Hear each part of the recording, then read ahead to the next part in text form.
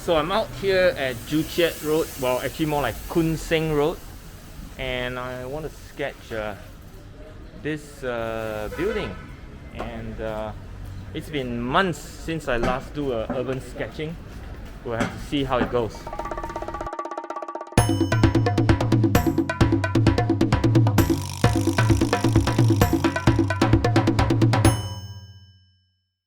So let me just show you some of the friends I met when we were sketching at Joo Chiat. This is Alfonso, this is Joyce, the organizer of the weekend sketches in Singapore. This is a shot of her sketching. And then there's the view that she was sitting down, and that's her sketching view. And that's me with my video setup right here on Joo Chiat. One of the things about beginners is that when you start, you're always eager to rush into, drawing and painting. I always think that you need to soak up the environment and enjoy the place. Look around, see what you observe, smell. Well, with this it's a bit hard to smell, but yeah, smell the place, hear the sound, the sight and sound, listen to the traffic, and you see and feel a lot more connected to the place before you even begin to paint a place like this.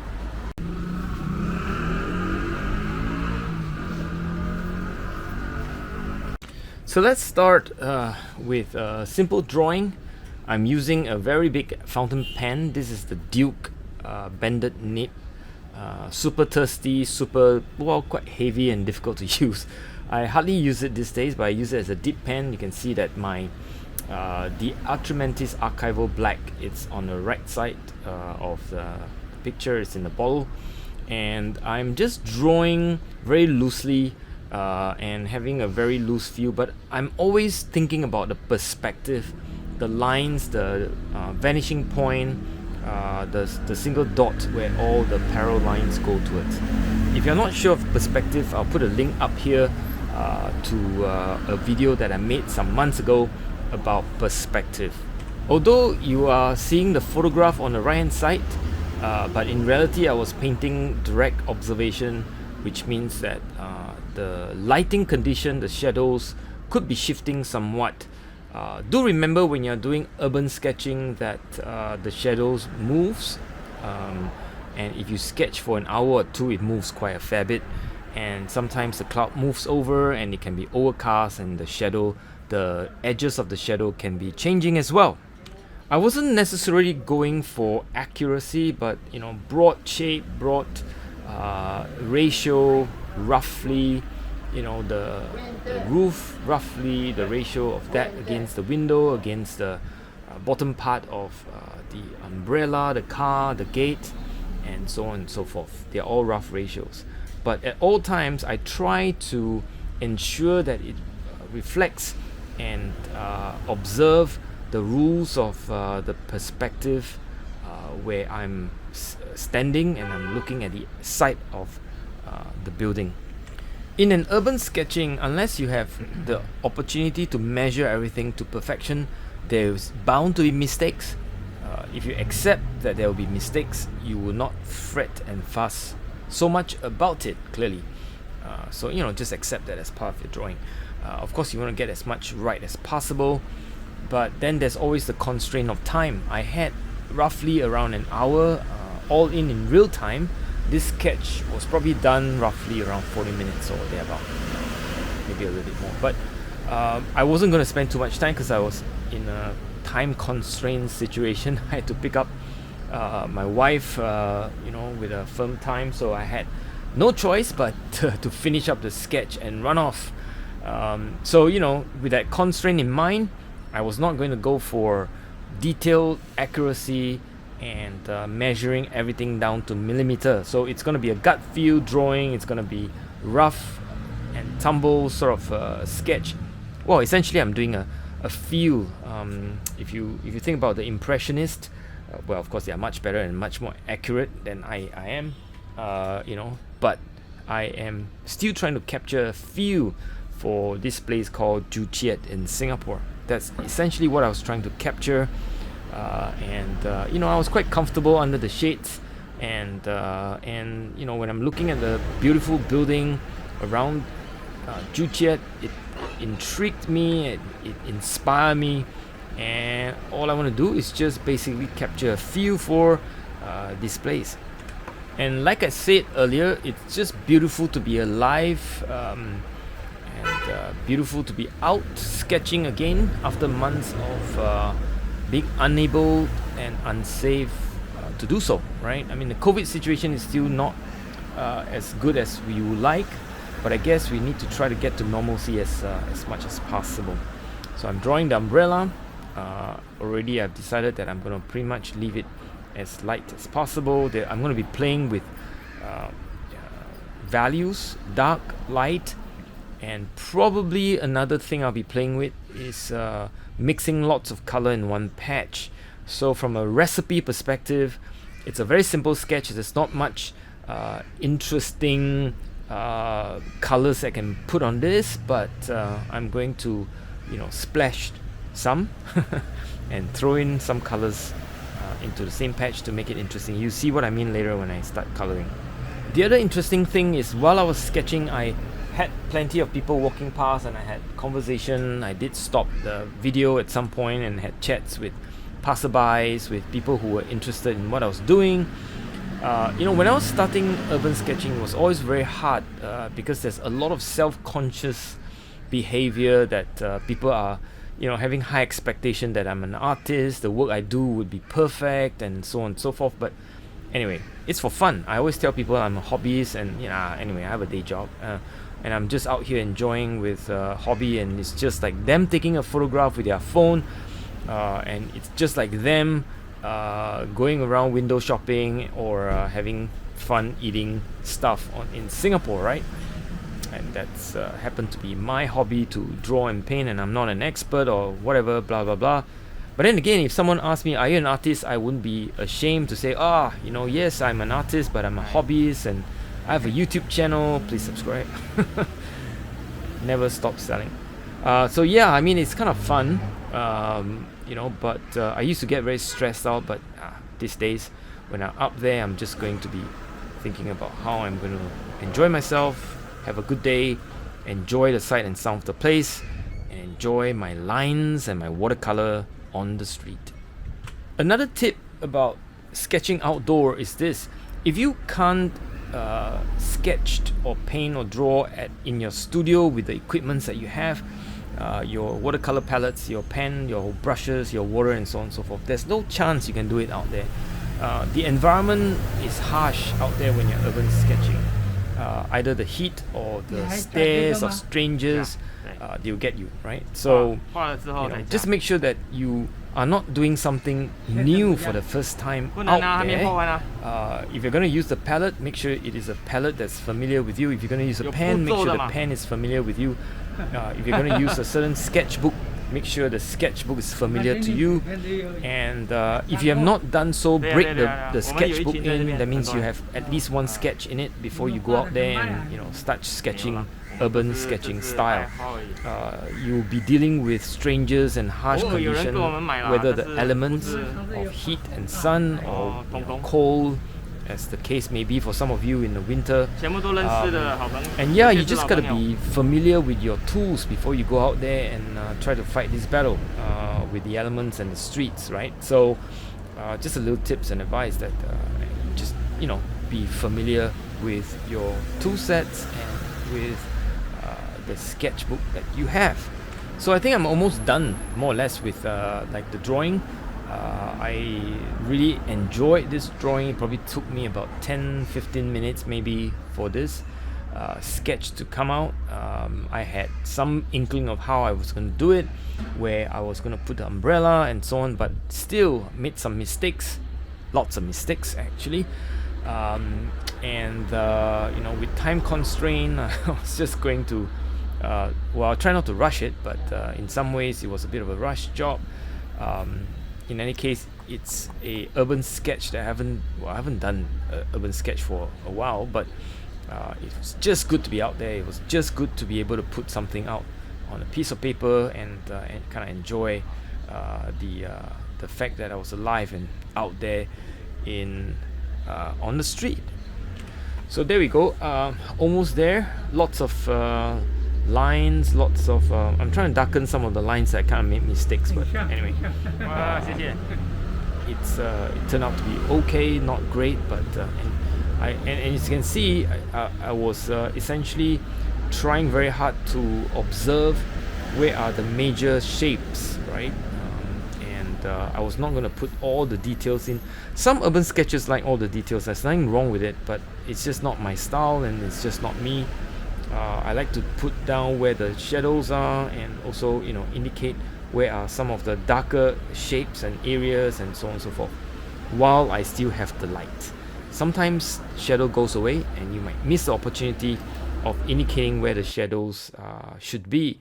And when you start painting and you're looking at your, you know, sketch, you may forget where the shadows, you know, sometimes you put shadows on one part, and when the shadow have shift, by the time you get to the other part of the sketch, they may not be consistent or logical with one another. So watch out for the movement of shadows. At this point, with the major shapes all blocked in, I'm going in to put a little bit more indication of details for windows, for little tiny shapes here and there, as elements, or, you know, icing on the cake if you like. Don't treat those as the major part, treat those as icing on the cake, because ultimately what will make a sketch work for a building like this are the broad shape. The broad shape as in like the big broad shadow area, the big broad areas for you know, indicating what is the second floor, what, you know, what are the gates, the umbrella, and so on and so forth, right? The tiny bit of shadows and stuff like that in the windows are basically icing on the cake, and they are the minor points. They are nevertheless not unimportant. They are important. It's just that don't put too much emphasis on it. You could put some emphasis on it if you want, but if you do too much of it, you might just lose the focus on the broad shape. I lost some footage at this point, forgot to turn on the camera, but anyway, it wasn't much. It's just basically the first layer I put in where I think the shadow needs to be. You can see that I put in a very bright orangey color for the roof. I like every shape or every piece of the shape to have at least 3 colors in it. So I use lemon yellow, I use new gamboge, and then threw in 2 more cadmium yellow and cadmium orange, and that sort of make the roof explode. But anyway, it's a lot of fun. And if you can see the shadow part on the left hand side of the building, I have a mixture of quinacridone burnt orange. There's already a layer of neutral, if you like, in it, and while it's wet, I'm throwing in some orangey. You know, the new gamboge is kind of, you know, coated with a bit of cobalt in it, and I threw that in, and, you know, I make sure that it's a warm, glowing sort of color. There's some green on the side, muted green, and I drip in more variety of orange, a bit of queen rose in it as well, and then for the shaded part of the receded part of the ground floor, I use a dash of purple, and this would be somewhere in the mid-tone. In a scale of 3 to 5, they're probably about 3. As in all urban sketching building, the idea is to have space. You are actually sketching space. Space as in the distance, space as in the receded part behind the car, behind the umbrella, and you know, differentiating between the facade where the window sits versus the bottom part where the doors, and you know, so it's space as in like trying to create a sense of distance. And how do you do that? Well, you do that by putting in the appropriate shadows, the appropriate values to differentiate the planes. When the planes are separated and differentiated, you would have a sense of space. So, you know, shadows is actually the key. If you are able to master shadow and to create the right shadow color and the right shadow feel, you will be able to create receding plane, and by receding plane, you're able to sketch space. If you want to know more, look up for my element of space video. I'll put a link right here. So not too much fuss with the color. I haven't even put in the real blue yet, but you know, I put in the shadow side on the left, I put in the shaded side at the bottom, the ground floor. I've put in the roof, put in some of the shadow on the left hand side as well. And then, you know, it's basically a feel for the place, a feel for the building.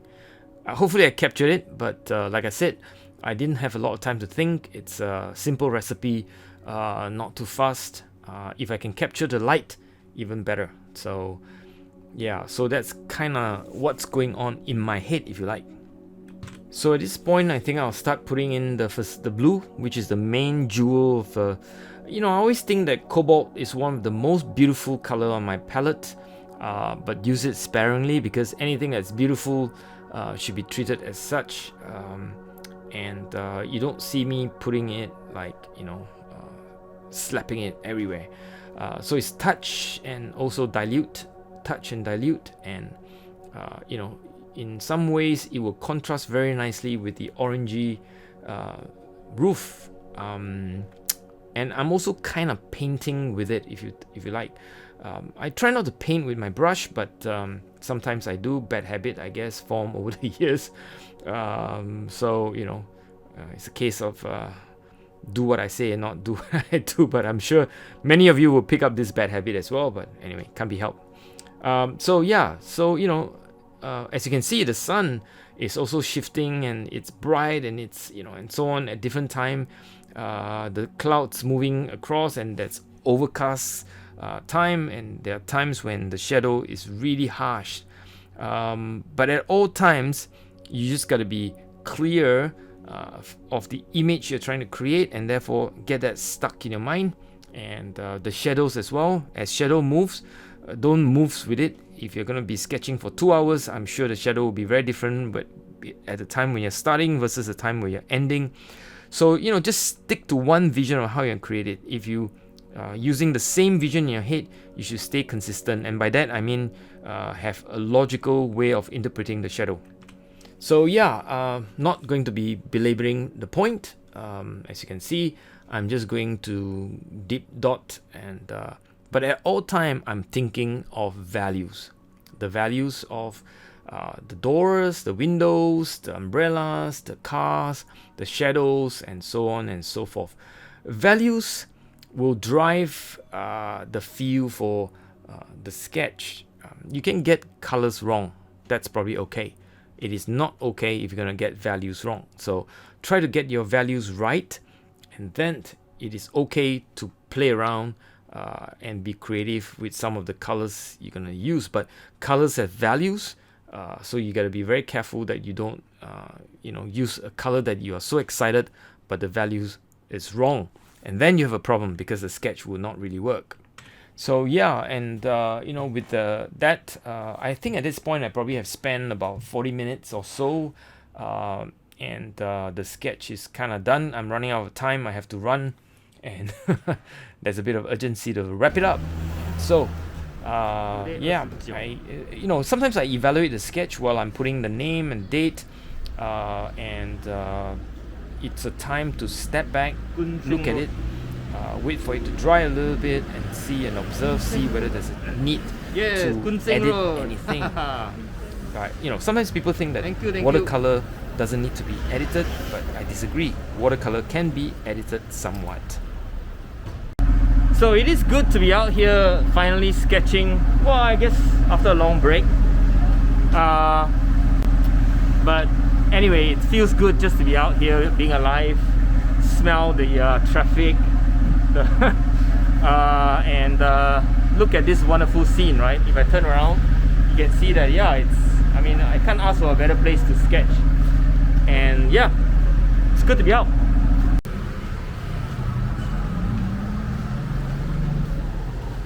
So there you have it, my little sketch. So I hope you enjoyed this video. Good to be back. And oh, this is a picture of the two other friends I've met. Well, Alfonso and George. See you around. Bye.